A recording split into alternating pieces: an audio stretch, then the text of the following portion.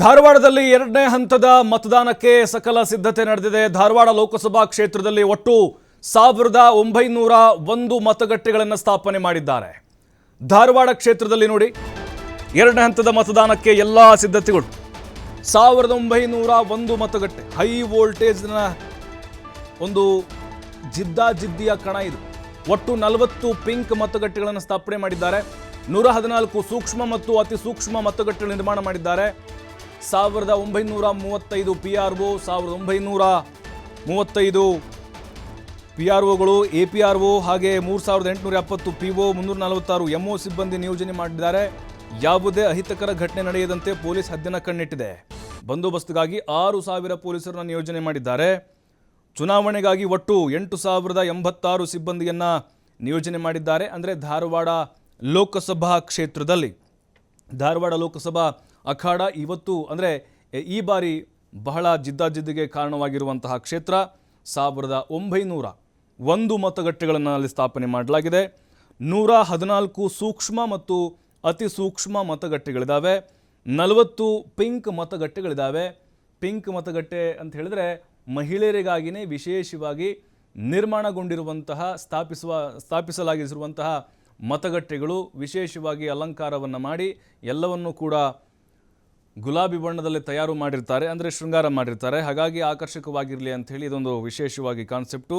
But ಈಗ 6000 ಸಿಬ್ಬಂದಿಯನ್ನು ಭದ್ರತೆಗಾಗಿ ಧಾರವಾಡ ಜಿಲ್ಲೆಯಲ್ಲಿ ನಿಯೋಜನೆ ಮಾಡಲಾಗಿದೆ. ಧಾರವಾಡ ಜಿಲ್ಲೆ ಅಂತ ಹೇಳಿದ್ರೆ 8 ವಿಧಾನಸಭಾ ಕ್ಷೇತ್ರಗಳ ವ್ಯಾಪ್ತಿ ಬರುತ್ತೆ. ಕುಂದಗೋಳ, ನವಲಗುಂದ ಬರುತ್ತೆ, ಕಲಘಟಗಿ, ಹುಬ್ಬಳ್ಳಿ, ಧಾರವಾಡ ಪೂರ್ವ, ಪಶ್ಚಿಮ, ಸೆಂಟ್ರಲ್ಲು, ಧಾರವಾಡ ಗ್ರಾಮೀಣ, ಈ ಎಲ್ಲ ವಿಧಾನಸಭಾ ಕ್ಷೇತ್ರಗಳ ವ್ಯಾಪ್ತಿಯಲ್ಲೂ ಕೂಡ ಪ್ರತಿಯೊಂದು ಗ್ರಾಮಗಳಲ್ಲೂ ಕೂಡ ಮತಗಟ್ಟೆಗಳನ್ನು ತೆರೆಯಲಾಗಿದೆ. ವಿಶೇಷ ಚೇತನರಿಗೆ ವ್ಯವಸ್ಥೆ ಮಾಡಲಾಗಿದೆ ಮತ್ತು ಅಲ್ಲಿ ಬರುವಂಥವ್ರಿಗೆ ಕುಡಿಯೋ ನೀರಿನ ವ್ಯವಸ್ಥೆ ಇರುತ್ತೆ. ಶೌಚಾಲಯ, ತಾತ್ಕಾಲಿಕವಾದಂತಹ ಒಂದು ಶೌಚಾಲಯದ ವ್ಯವಸ್ಥೆ ಕೂಡ ಇರುತ್ತೆ. ಬಹಳ ಅಚ್ಚುಕಟ್ಟಾಗಿ ಚುನಾವಣಾ ಅಧಿಕಾರಿಗಳು ಈ ಚುನಾವಣೆಯನ್ನು ನಡೆಸ್ತಾ ಇದ್ದಾರೆ. ಬಹಳ ಪಾರದರ್ಶಕವಾಗಿ, ನ್ಯಾಯಸಮ್ಮತವಾಗಿ ಮತ್ತು ಮುಕ್ತವಾಗಿ ಎರಡನೇ ಹಂತದ ವೋಟಿಂಗ್ ಈಗ ಶುರುವಾಗಿದೆ. ಧಾರವಾಡ ಲೋಕಸಭಾ ಕ್ಷೇತ್ರದ ವ್ಯಾಪ್ತಿಯಲ್ಲಿ ಒಟ್ಟು 1901 ಮತಗಟ್ಟೆ ಸ್ಥಾಪಿಸಲಾಗಿದೆ. ಇನ್ನು ಧಾರವಾಡದಲ್ಲೇ ಏನೆಲ್ಲ ಸಿದ್ಧತೆಗಳನ್ನು ಮಾಡಿಕೊಳ್ಳಲಾಗಿದೆ ಮತ್ತು ಯಾವ ರೀತಿ ಮತದಾನ ಪ್ರಕ್ರಿಯೆಗಳು ನಡೀತಾ ಇದ್ದಾವೆ, ಮತ್ತಷ್ಟು ಮಾಹಿತಿ ಕೊಡ್ತಾರೆ ನಮ್ಮ ಪ್ರತಿನಿಧಿ ಯಲ್ಲಪ್ಪ ನೇರ ಸಂಪರ್ಕದಲ್ಲಿ. ಯಲ್ಲಪ್ಪ, ಇವತ್ತು ಎರಡನೇ ಹಂತದ ಮತಯುದ್ಧ ಧಾರವಾಡ ಲೋಕಸಭಾ ಕ್ಷೇತ್ರದ ವ್ಯಾಪ್ತಿಯಲ್ಲಿ ಮತಗಟ್ಟೆಗಳಾಗಿರ್ಬೋದು, ಅಭ್ಯರ್ಥಿಗಳಾಗಿರ್ಬೋದು, ಮತದಾರರ ಉತ್ಸುಕತೆ ಆಗಿರ್ಬೋದು, ಯಾವ ರೀತಿ ಕಾಣಿಸ್ತಾ ಇದೆ ಇವತ್ತು ಓವರಾಲ್ ನೋಡೋದಾದರೆ ಮತ ಹಬ್ಬ?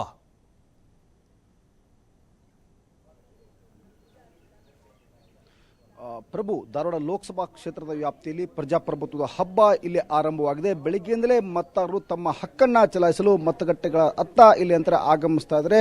ಈಗ ಒಂದು ಕಡೆ ಧಾರವಾಡ ಲೋಕಸಭಾ ಕ್ಷೇತ್ರದ ವ್ಯಾಪ್ತಿಯಲ್ಲಿ ನೋಡಿದಾಗ ಒಟ್ಟು 8 ವಿಧಾನಸಭಾ ಕ್ಷೇತ್ರಗಳು ಬರ್ತವೆ. 8 ವಿಧಾನಸಭಾ ಕ್ಷೇತ್ರಗಳಲ್ಲಿ 1901 ಮತಗಟ್ಟೆಗಳಿದ್ರೆ ಇಲ್ಲಿ ಹೊಸ ಮತದಾರರು 47,000 ಹೊಸ ಮತದಾರರಿದ್ದಾರೆ. ಇನ್ನೊಂದು ಕಡೆ ಅಂದರೆ ಒಟ್ಟು 18,31,000 ಮತದಾರರು ತಮ್ಮ ಹಕ್ಕನ್ನ ಚಲಾಯಿಸ್ತಾರೆ.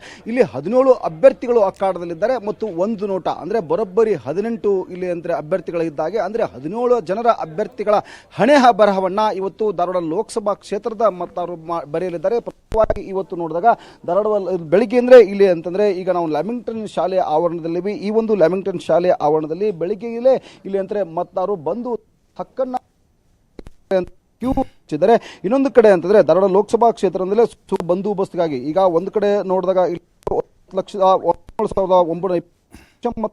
9,13,949 ಮಹಿಳೆ ಮತದಾರರಿದ್ದಾರೆ. ಈಗ ಒಂದು ಕಡೆ ಇದನ್ನೆಲ್ಲವೂ ನೋಡಿದಾಗ ಬರೋಬ್ಬರಿ ಅಂದ್ರೆ 1,935 PRO ಮತ್ತು 1,935 APRO, 3,070 PO, ಈ ರೀತಿಯಾಗಿ ಒಟ್ಟು 8,086 ಇಲ್ಲಿ ಅಂತಾರೆ ಅಧಿಕಾರಿಗಳನ್ನ ಇಲ್ಲಿ ಅಂದ್ರೆ ಚುನಾವಣೆ ಅಧಿಕಾರಿಗಳನ್ನ ಮತ್ತು ಇಲ್ಲಿ ಸಿಬ್ಬಂದಿಗಳನ್ನ ನಿಯೋಜನೆ ಮಾಡಲಾಗಿದೆ. ಒಟ್ಟು ಅಚ್ಚುಕಟ್ಟಾಗಿ ಈ ಒಂದು ಚುನಾವಣೆ ಮಾಡಬೇಕು, ಪ್ರಜಾಪ್ರಭುತ್ವದ ಹಬ್ಬವನ್ನು ಆಚರಣೆ ಮಾಡಬೇಕು ಧಾರವಾಡ ಅಧಿಕಾರಿ ಮತ್ತು ಇನ್ನೊಂದು ಕಡೆ ಅಂತಾರೆ ಸ್ವಿಪ್ ಸಮಿತಿ ಎಲ್ಲ ರೀತಿಯಾದಂತಹ ಒಂದು ಜನರಲ್ಲಿ ಜಾಗೃತಿ ಮೂಡಿಸುವಂತಹ ಕೆಲಸವನ್ನು ಸಹ ಇಲ್ಲಿ ಅಂತಾರೆ ಮಾಡ್ತಾ ಇದೆ. ಯಾಕಂದ್ರೆ ಕಳೆದ ಲೋಕಸಭಾ ಚುನಾವಣೆಯನ್ನು ತೆಗೆದುಕೊಂಡಾಗ ಇಲ್ಲಿ ಅಂದ್ರೆ 70% ಇಲ್ಲಿ ಅಂತಾರೆ ಮತದಾನವಾಗಿತ್ತು. ಆದ್ರೆ ಈ ಒಂದು ಲೋಕಸಭಾ ಚುನಾವಣೆಯಲ್ಲಿ ಹೆಚ್ಚಿಗೆ ಮತದಾನ ಮಾಡಬೇಕು ಅಂದ್ರೆ ಒಂದು ಗುರಿಯನ್ನ ಇಟ್ಟುಕೊಂಡಿದ್ದಾರೆ. ಕಳೆದ ಬಾರಿ ಏನು ಅಂತಾರೆ 70% ಆಗಿತ್ತು.